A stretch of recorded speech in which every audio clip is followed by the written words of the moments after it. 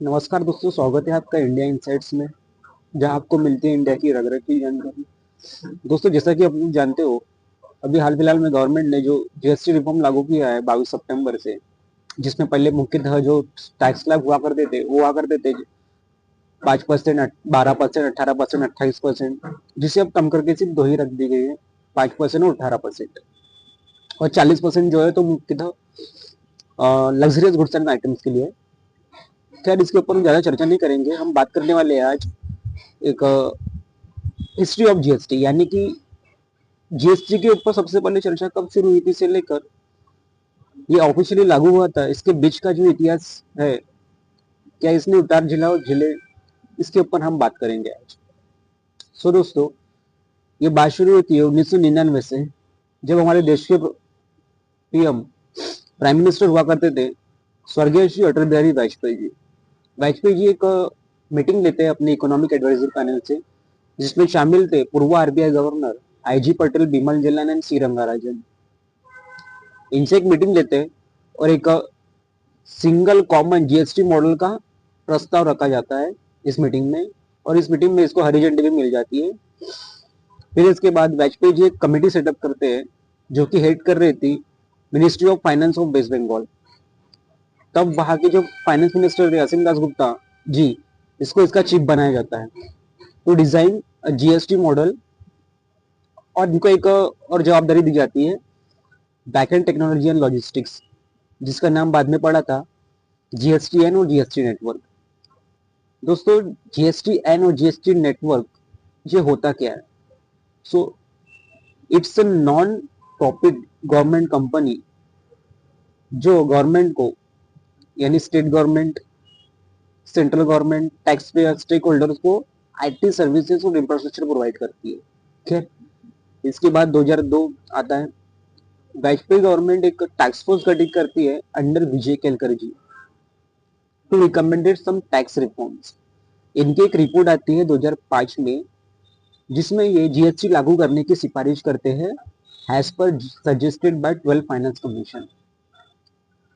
फिर इसके बाद 2004 के आम चुनाव में, आम चुनाव के बाद कांग्रेस सत्ता में आती है, तो उनके जो न्यू फाइनेंस मिनिस्टर थे पी चिदम्बरम, ये फरवरी 2006 में इसके ऊपर काम चालू रखते हैं और एक तारीख घोषित कर देते हैं 1 अप्रैल 2010 टू इम्प्लीमेंट जीएसटी, जीएसटी लागू करने के लिए एक तारीख घोषित करते हैं। फिर इसके बाद 2011 में तृणमूल कांग्रेस, जो कि कोलकाता में सत्ता में आ जाती है, वहां के जो फाइनेंस मिनिस्टर थे, जो कि जीएसटी कमेटी के हेड भी थे, वो इस पद से इस्तीफा दे देते हैं। हालांकि दासगुप्ता जी ने एक इंटरव्यू में ये भी कहा था कि जीएसटी का जो वर्क है, जीएसटी जो काम है, वो 80% पूरा हो गया। खैर, इसके बाद यूपीए 115वां कॉन्स्टिट्यूशन अमेंडमेंट बिल 22 मार्च 2011 को लोकसभा में पेश करती है, बट इसे भारतीय जनता पार्टी की तरफ से और अदर पार्टी की तरफ से काफी अपोज मिलता है। फिर इसे एक स्टैंडिंग कमेटी को भेज दिया जाता है, जिसकी अध्यक्षता कर रहे थे former finance minister Yashwant Sinha ji, जो बीजेपी के थे। फिर इसके बाद कमेटी अपनी एक रिपोर्ट पेश करती है अगस्त 2013 में। फिर अक्टूबर 2013 में गुजरात की जो सीएम है नरेंद्र मोदी, ये इसके ऊपर काफी ऑब्जेक्शन उठाते हैं और इसे अनिश्चित काल के लिए स्थगित कर दिया जाता है। फिर आता है 2014 का आम चुनाव। भारतीय जनता पार्टी, एनडीए, सत्ता में आ जाती है और मोदी गवर्नमेंट के बनने के 7 महीने बाद new finance minister Arun Jaitley ji एक जीएसटी बिल पेश करते हैं लोकसभा में, जिसे बीजेपी को मेजोरिटी मिल जाती है। और फरवरी 2015 में जेटली जी एक डेडलाइन सेट करते हैं फॉर इम्प्लीमेंट जीएसटी, और डेडलाइन थी 1 अप्रैल 2017। और मई 2016 में एक Lok Sabha constitution amendment bill pass करती है, जिससे जीएसटी का मार्ग और भी प्रशस्त हो जाता है। और जो अपोजिशन है, यानी कांग्रेस, ये डिमांड करती है कि जीएसटी बिल को भेजना चाहिए रिव्यू के लिए to select committee of the Rajya Sabha. खैर फाइनली अगस्त 2016 में अमेंड बिल पास हो जाता है 101वां कॉन्स्टिट्यूशन एक्ट 2016 बनने के लिए।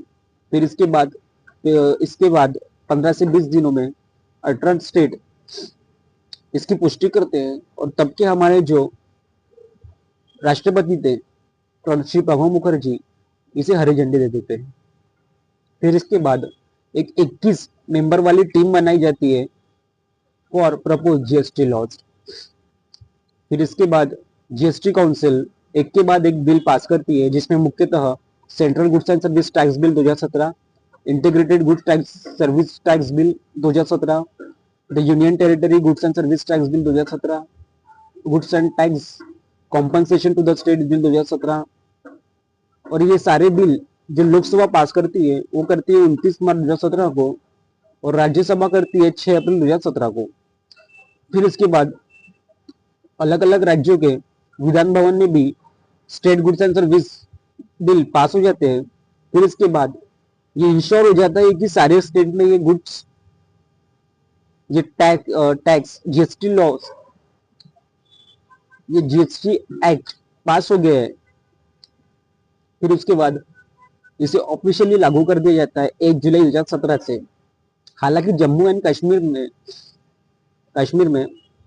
में ये जो जीएसटी एक्ट है वो 7 जुलाई 2017 को पास होता है।